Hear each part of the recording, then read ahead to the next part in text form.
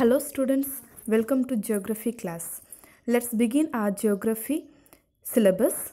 So we have totally 18 chapters and these 18 chapters are divided into 6 units. So each units will have minimum number of lessons. In first unit we have 3 chapters, second unit we have 6 chapters, third unit we have 1 chapter and fourth unit has 4 chapters and fifth unit has 3 chapters, sixth unit have 1 chapter and seventh unit is a map. Today let's begin our first chapter, the earth as a planet. We use the term universe for everything that exists in space. So the universe has countless number of galaxies. What is galaxy? The galaxy means the cluster of stars in the sky. So in which galaxy do we live? We live in the Milky Way galaxy, or it is also called as the Akash Gagan. Our sun is a star. We all know that our sun is the star which is huge in size and are made up of very hot gases. We can see about 6,000 stars from the earth at a time. So they all belong to the one galaxy, that is Milky Way galaxy. All the planets rotate on their axis and also revolve around the sun from west to east, that is in the anti-clockwise direction. The path of revolution around the sun is fixed and it is called as orbit. So all the planets except 2 planets, that is Mercury and Venus, have their own satellites which is being called as moons. The planets do not have their own light but they reflect the light of the sun. The planets in the solar system are generally placed in the following 2 groups, and they are the inner planets and outer planets. So in the inner planets we have the Mercury, Venus, Earth and Mars. In outer planets we have Jupiter, Saturn, Uranus and Neptune. And the inner planets also called as terrestrial planets because their structure is similar to that of the Earth. And the outer planets are called as Jovian planet because their structures are similar to that of the Jupiter. Now let's see Earth a unique planet. Why do we call Earth as a unique planet? That is different from all the other planets.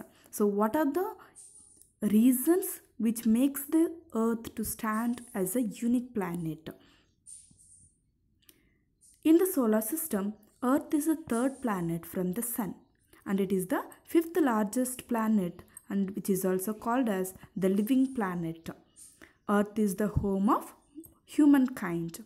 The Earth is a unique planet due to the following reasons. So we'll see one by one. The first one is distance from the Sun. The Earth lies between Venus and Mars. The Earth is located at an average distance of about 148 million kilometers from the Sun. It is considered as the optimum location in the solar system. Among the other 7 planets, those near the Sun are too hot and those away from the Sun are too cold to sustain life. But whereas the Earth is neither very close to the Sun nor very far from the Sun, so which makes life possible on the Earth. Second reason is the average temperature. The average temperature on the side which is facing the Sun is about 17 degrees Celsius. In comparison, the day temperature at Mercury, which is the nearest planet to the Sun, is as high as 400 degrees Celsius. And on Mars, it ranges between 20 degrees Celsius and minus 140 degrees Celsius. So even a minor change in the distance of the Earth from the Sun would have made it either too cold or too hot for the survival of living organisms. So we have an average temperature which makes the life possible on the earth. Third unique feature of the earth is the presence of water, and it is a unique feature of a planet. The area around land and water on the surface of the earth is about 29% and 71% respectively. Water is found in oceans, seas, gulfs, bays, lakes, rivers, etc. The water is continuously moving from the earth's surface into the atmosphere and back again to the earth's surface through the hydrological cycle. So that's the image that you have been observing on the slide. The ocean produces 70% of our oxygen, absorb heat and redistribute it around the world. They also dominate the weather systems of the world. 71% of the earth's surface is covered by water, and thus it is called as watery planet or the blue planet. So for reason questions they can ask why the earth is called as watery planet or the blue planet. Hydrosphere is the term used for the layer of water present on the surface of the earth. Next important reason is the presence of atmosphere around the earth. The earth has a thick atmosphere which comprises of small proportions of inert gases as well as gases like oxygen, which is 21%, nitrogen, which is of 78%, and carbon dioxide and hydrogen. The prevalence of the oxygen in the atmosphere had made life possible on earth. The atmosphere also stands as a protective layer due to the presence of the ozone layer. The ozone layer protects us from the ultraviolet rays which comes from the sun. The terrestrial radiation also is absorbed and it maintains the temperature.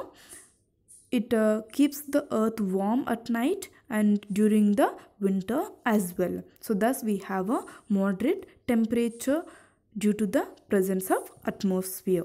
The next important feature is the lithosphere. The earth comprises a rocky layer which is called as lithosphere. So this layer is the source of soil which supports plant life. This layer is also a source of minerals. All these factors have made life possible on the earth. So no other planet in the solar system has the presence of life except the earth. The various forms of life on the earth constitutes the biosphere. So hydrosphere, atmosphere and lithosphere comprises together and makes a biosphere. This has provided the earth with the environment for the evolution of the human civilization. Let's see the distribution of land and water on the earth's surface. There is an antipodal balance between the land and the water. The land on the one side of the globe is balanced by water on the other side. So this is known as antipodal balance. Once again I will say what is antipodal balance. It means the land on one side of the globe is balanced by water on the other side. You can just look at the image which is there on the slide. So it is equally distributed. So the water and the land are equally distributed. The earth can be divided into two hemispheres in such a way nearly all the land is concentrated in the northern hemisphere and the southern hemisphere is almost entirely covered with water. The land is everywhere opposite the water bodies. For example, to the opposite of Africa, you can see the Pacific Ocean. The land is concentrated around the Arctic region and the water around the Antarctic regions. The land sends 3 projections towards the south and the oceans send 3 projections towards the north. So the continents are roughly triangular in shape pointing southwards and the oceans are roughly triangular in shape pointing towards the northwards. Dear students, today we have discussed regarding Earth as a planet. So we all know that Earth is the third planet of 8 planets in our solar system, and it is the only planet which supports life.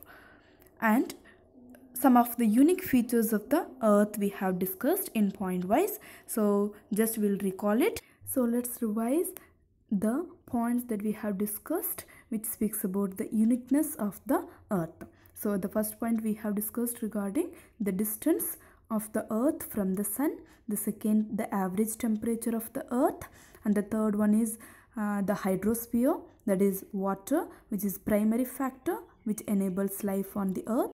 The fourth feature is the atmosphere, and the fifth point that we discussed is lithosphere, and the last one combined of lithosphere, atmosphere, hydrosphere is biosphere, so which makes life possible on the Earth. Worksheet for the day. Answer the following questions. First question, name the planets in the solar system in order of their distance from the Sun. Second question, all the planets revolve around the Sun in which direction? How is the distance between the Earth and the Sun favorable to the Earth? What is antipodal balance? The Earth is called a watery planet. Give reason. So, watch the video carefully and try to answer all these questions in your classwork. Thank you.